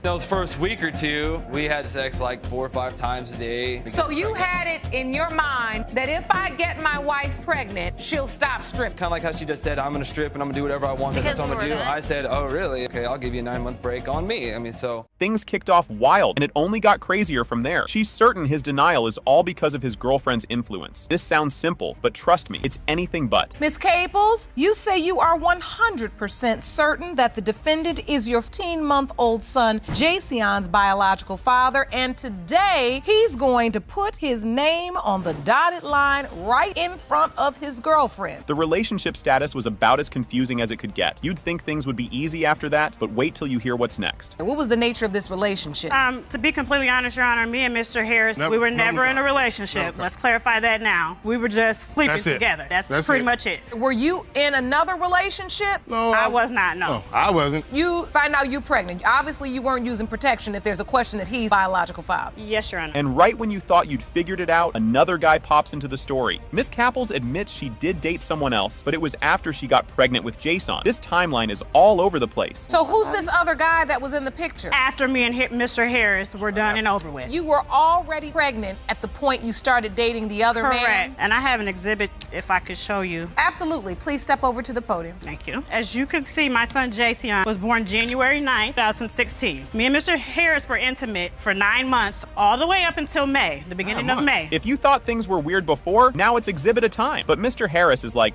maybe? Since he was apparently seeing other women too and doesn't remember the exact dates. I mean, could this case get any messier? Mr. Harris, if you don't remember whether or not you were with her, is it because you were involved more than one woman? So that's why you really can't say for certain who you were with on what date. Now, Ms. Caples, I have to ask you, were you involved with more than one man? No, I was not, and he did not tell me that he was dealing with other women while me and him were talking. So I did not know that he was playing the Men usually don't tell you. They want to keep She went through my phone and texted other women back. This part, total shocker. Just when you think you've heard it all, the story somehow gets even more awkward. When we contacted Mr. Harris and told him that Ms. Shatera Caples summoned him for a DNA test, he said, I don't know who you're talking about. I said, Muffin? That is correct. I'm pretty sure I told him my name. Would you remember Shantira or would you remember Muffin? Would I go by around town? If you having sex for that many months with the same person without using any protection, you gotta at least know their name. Just when it seems like it can't get worse, we learn Mr. Harris wasn't there when Jason was born. You'd think things couldn't get more uncomfortable, but oh, they do. Did he get to come to the delivery room? He didn't have a ride, Your Honor. He didn't have a ride? Have a ride. No, I was at the work when she delivered the baby. The next morning I came up there and I looked at him. He didn't look like me at all. No, he does and not. I had my doubt. I've been had my doubts. But like I say, everybody around town says that she goes around saying it's another guy's baby. Did you sign the birth certificate? No, I did not. Because you did not want to or you were not even asked? And here's where the cringe hits max level, as if things weren't heated enough already. Hold on, what is this about the hospital room, Ms. Caples? She was undergoing surgery, getting ready to have my tubes tied. That is my job. Your Honor, as a woman, I would not want to be in a room with a woman that's having my boyfriend's baby. Okay, so you were the patient. You work at the hospital, right? Yes, ma'am. And then that was where they told you your station or where you were supposed to be? You were assigned to that? Today, we got our stuff to do. Yes, ma'am. Things got intense as Mr. Harris admits he wasn't so sure Jason was his son, thanks to rumors and Miss Caples' comments. Now, everyone's on edge to see if he's the dad or not. Have I heard all your doubts, Mr. Harris? A lot of people around town telling me it's not mine. Let's say that's her words. People are telling you he's not yours. Then she even says he's not yours. Keep pushing me away while I'm trying to be there for the child. But you don't think it's he's kind yours, of like though. he's not. So why would I keep? That's why I don't want to include you. That's the reason for that. You don't think he's yours. All right, that's what we're here to solve today. Right. That's exactly why this courtroom exists. The moment finally arrived and the tension was through the roof. Judge Lake reads the DNA results. Mr. Harris is not Jason's father, but Judge Lake isn't done with them just yet. She's got some parting wisdom. It has been determined by this court. Mr. Harris, you are not the father. Thank you. This case kicks off with a wild claim. Ms. Bailey, along with her daughter, is suing Mr. Parker, her daughter's estranged husband, for a cool $3,691.50 in childcare costs. And believe me, it only starts getting juicy. Ms. Bailey says Mr. Parker ditched her daughter when she was 16 weeks pregnant, leaving her to fend for herself without any help. And trust me, the accusations only get weird. Things are heating up. Mr. Parker claims Ms. Bailey's daughter neglected him, saying she refused to feed him and made him feel worthless. And guess what? The drama's just getting started. The last few days there, Your Honor, she told me that I wasn't worth nothing. I was not allowed to eat, that I was not allowed to be a part of this family. That's a lie.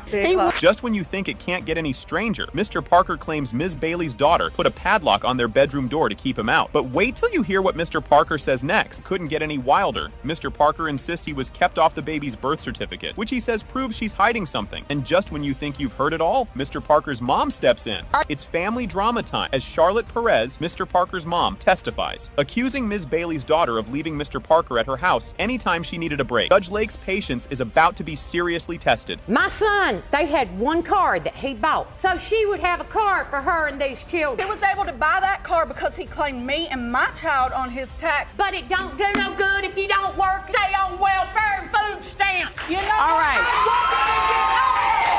This whole scene has turned into pure chaos, and Judge Lake has had enough. You won't believe this whole thing kicks off with Ms. Richardson coming in strong, saying she and Mr. Smith were all in, trying to have a baby on purpose. Buckle up, folks. This one's gonna be a ride. Ms. Richardson, you say you were in an exclusive relationship with Mr. Smith and even tried to have a baby together. But after you conceived your daughter, Kalani, Mr. Smith started denying your baby. Yes, Your Honor. You intend to prove he is the father today. Okay, things get even crazier as Ms. Richardson says months, Mr. Smith actually begged her to have a baby with him because he thought he might not live long. This wild story is just getting started, and believe it or not, it's about to get even wilder. Around the time we were together for about 8 months, he had told me he was in a situation where he didn't know if he were going to live a long time, so he had said he wanted a child with me. Me being young and dumb, and I was actually in love with him, I agreed on it. We were together. I had left Job Corps, which he was still in. I left on the 28th. On the 31st, I had sent for him to come in town for the weekends. Judge Lake has zero chill and jumps in right away to give Ms. Richardson some real talk. You just know the judge is about to drop even more truth bombs. You cannot have babies by everybody you feel like you fall in love with.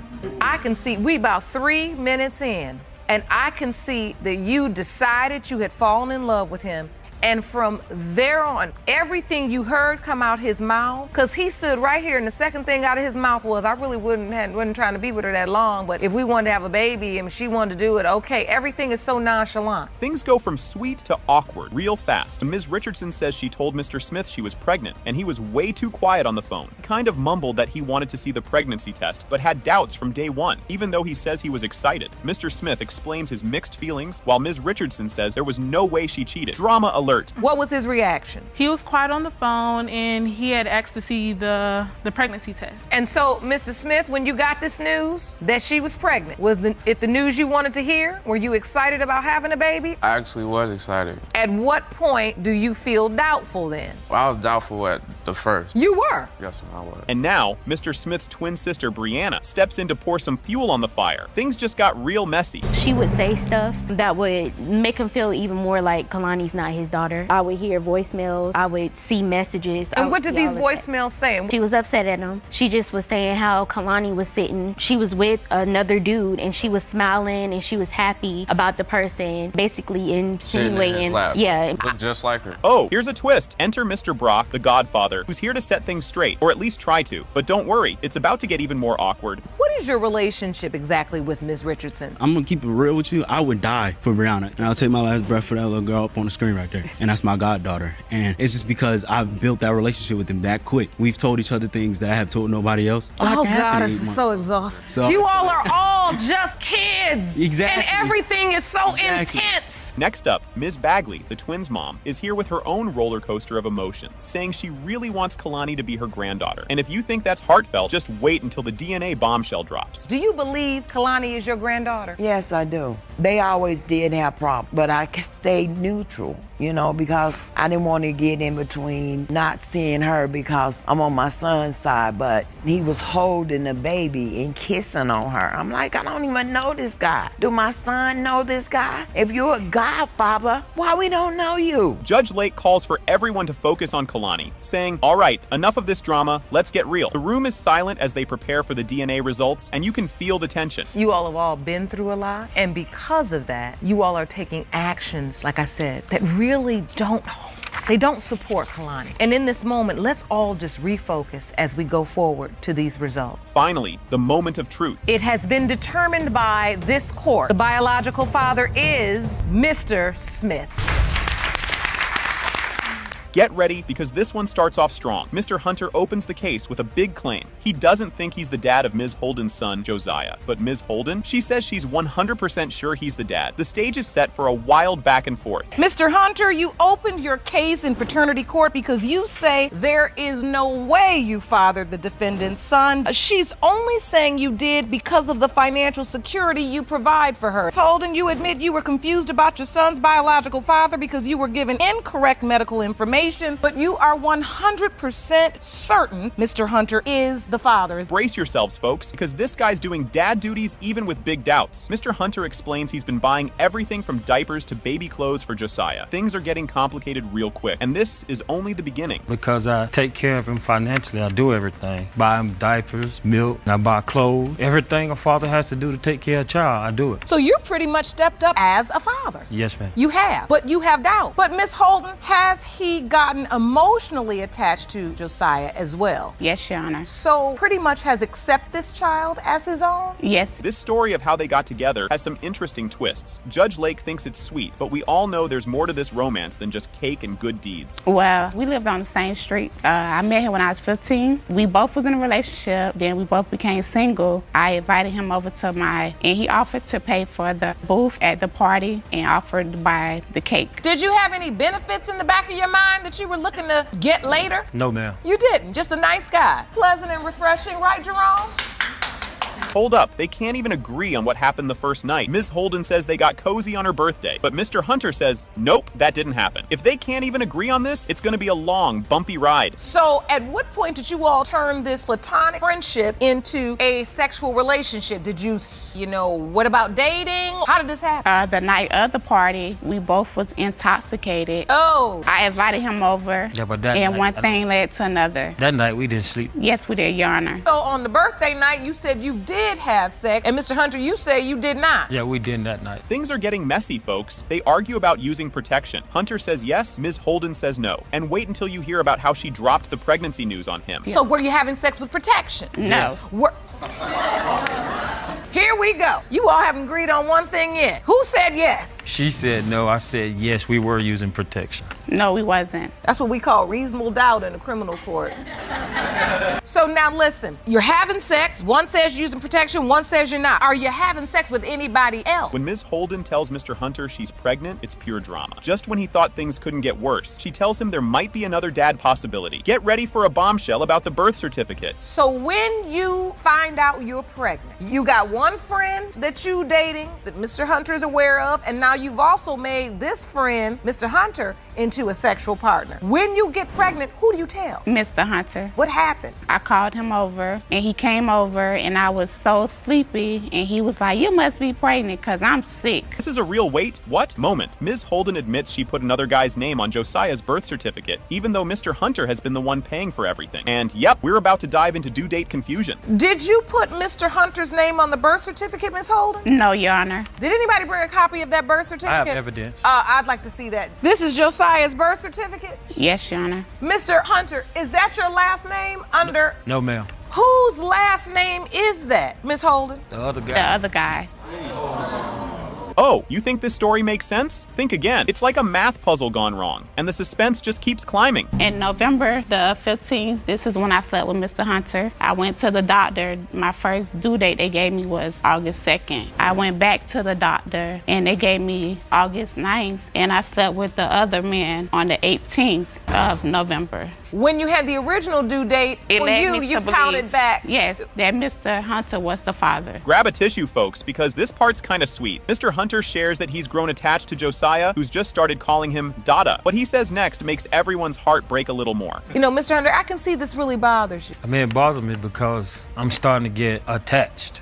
He recently just started coming to me, so. But you know this baby is coming to you because he thinks you are his daddy. Right. And you're starting to form a bond. I mean, he recently just started calling me Dada, so, you know. That's a beautiful thing when you hear a child say that. Ms. Holden opens up about her own past, and things get real. Judge Lake gives her a soft look, knowing what's at stake, and the audience braces for the DNA results. Because I grew up without a father. It affected me emotionally because I was into sports. I didn't have a father figure there to support me.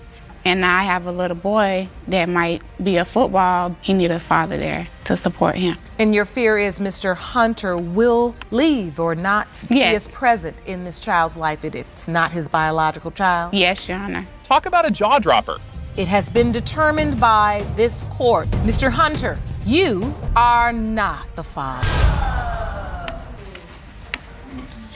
Yes. Oh boy, you're not gonna believe what you're about to see here. She's hoping to save their family by proving he's the dad, while Mr. Cottle says if he isn't, he wants his name off the birth certificate ASAP. And trust me, this is just the warm-up. Mr. Cottle, you say you're not a doctor, but when a woman is having sex with more than one man at the same time, the odds are against you. And once the results reveal you aren't the father, you want your name off the birth certificate. Just when you think it can't get crazier, Ms. Wolf talks about her ex, Lucas, cheating on her with her friend friend, so she took it as her sign to get back at him. Trust me, things are only heating up. We met on a dating site, and I moved in with him about a week after meeting him. 2 weeks in a relationship, I invited my friend to come hang out with me. While I was sleeping, I woke up and I went to the bedroom door. The door was locked, so I kept pounding on the door for them to open it, and I saw my friend's underwear on the floor. So right then and there, I knew that they had sex, and then I asked them. It was like, yeah, we did have sex. I'm sorry. Just when you think there can't be more people involved, here comes Mr. Chittum, Ms. Wolf's ex-boyfriend, who's ready to tell his side of this tangled story. If you think it's a lot now, wait till you see what's next. You were in a relationship with Miss Wolf first. That is correct, Your Honor. And you started a sexual relationship? Yes, Your Honor. And then she said she invited her friend to come, and you and the friend slept together. That is correct. So now how do you find out that Miss Wolf was then intimate with your friend, Mr. Cottle?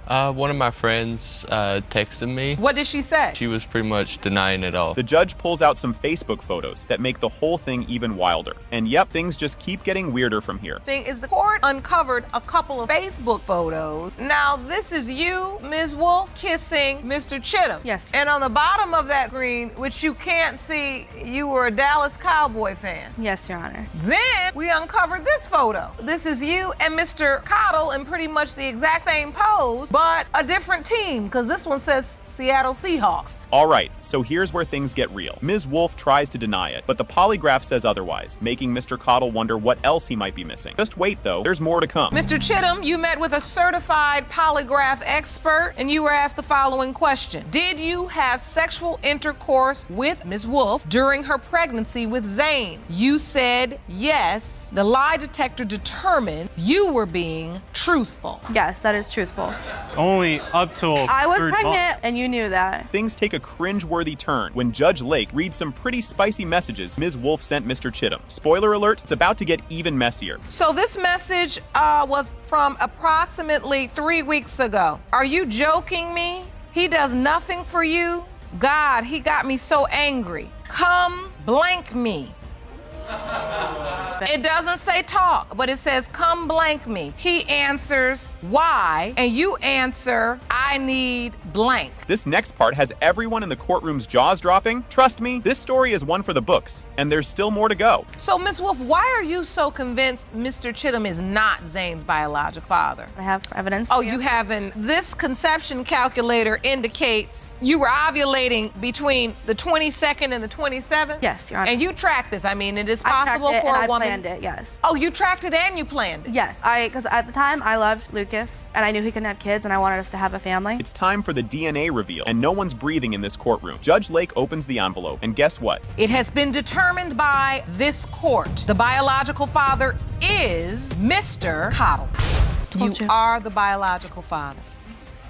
Oh, buckle up, because this case is wild from the start. He's here asking for a paternity test to figure things out, but hold on to your popcorn. It's about to get even juicier. Mr. Threlkeld, you state that while you were out of the country serving in the military, your wife paraded around town with other men, and she has admitted to cheating multiple times. You claim you are not sure if you are the father of her third child, 18-month-old Liliana, and have asked the court for a paternity test. This story is so crazy it sounds made up, but here we go. While he was in Afghanistan, Mr. Threlkeld got a super random tip that his wife was stripping. And trust me, the courtroom isn't ready for what Mrs. Threlkeld has to say next. Actually, ma'am, I was overseas in Afghanistan. A soldier of mine came up to me and tapped me on the boot, said, hey, I need to go outside. We need to talk right now. Me and him got into some words, so I thought we were going to, settle it. Well, it turns out his wife and my wife were friends, and she had found out that she was actually stripping as we spoke. At the time, the internet lounge got on Facebook and asked her, hey, is it true you're doing what I told you I didn't want you doing at all? Wait till you hear this. She says she wasn't doing anything wrong, but only started exotic dancing because her husband wasn't bringing in enough cash. Her reasons don't really make it better, and you just know things are about to get even messier. First of all, we were done. He hacked my Facebook. He invaded my privacy. He looked into my stuff, into my messages. So that's how he found out.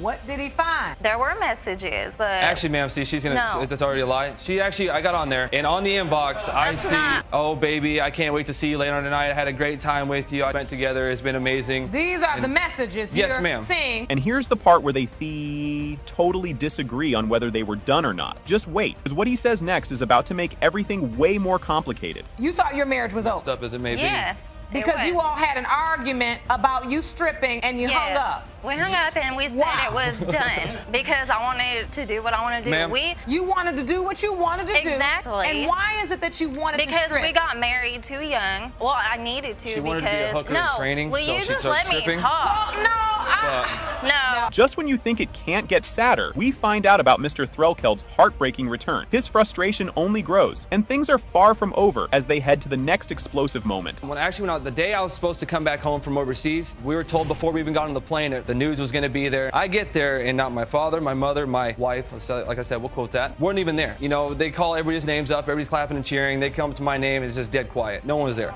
So as everybody's getting ready to go home, I'm sitting there with my bags. I didn't even have a phone yet, so I couldn't even call her. I'm sitting there under a streetlight, army bag on one side and a suitcase on the other. Now this part is straight out of a soap opera. He decides to call up the guy his wife's been chatting with, but it's not exactly the convincing response he was hoping for, and things just keep heating up with the next argument. Because I saw the guy, she hadn't fully admitted that she's been seeing this guy, so I snatched the phone from her and I started going through it. There was a number that she'd called like 13 times, so I called him right back. And he answers the phone, hey, you know, I said, who is this? Are you the one that's... And now her defense, she starts laughing, saying, ha, I knew he was just going to say that. He's just saying that to make you mad. And it was ridiculous. I mean, that was just the only defense. So when he calls the guy on the phone, you deny. You know, what was he thinking? Kind of moment. Mr. Threlkeld reveals he thought a baby might actually fix things. His plan didn't go exactly as he thought, and now things are about to get even more awkward. When I got back home, within those first week or two, we had sex like 4 or 5 times a day. So you had it in your mind that if I get my wife pregnant, she'll stop stripping. Roger, because that's going to definitely well, she be tells me a kind of like she professional... just said, kind of like how she just said, I'm going to strip and I'm going to do whatever I want because that's what I'm going to do. I said, oh, really? Okay, I'll give you a 9-month break on me. I mean, so... Here's where the drama gets cranked up. He wanted her to take a lie detector test to settle his doubts once and for all. The shocking stuff just keeps coming as we finally get closer to finding out the truth about Liliana. Mr. Threlkeld, you asked your wife to take a lie detector test at some point. Before she came back, I said, look, you know, obviously the path we're going down right now isn't a good one. My insecurities, I'd like you to take a lie detector test. And she kept saying, oh, yeah, it's fine, I'll do it, you know, no big deal. She starts, you know, getting nervous. I could start telling from body language and, you know, tone of her voice, she was getting nervous. We don't need a lie detector test, we just need communication. This is where it gets brutal. Mrs. Threlkeld admits there's only a 50-50 chance that Liliana is her husband's daughter. It's a super tense moment for everyone in the room, and just when you think you can't take any more, it's finally time for the big reveal. Do you think, honestly, that he is the father of Liliana? It could be a 50-50 chance, honestly. Anybody got a quarter? Do you understand that for a man, for any person, that would be really hard to accept? There is a part of me that listens to you both talk and sees that one, if not both of you, maybe still wants to make this work. And here's the moment everyone's been waiting for. Pertaining to 1-year-old Liliana, Mr. Threlkeld, you are Liliana's father.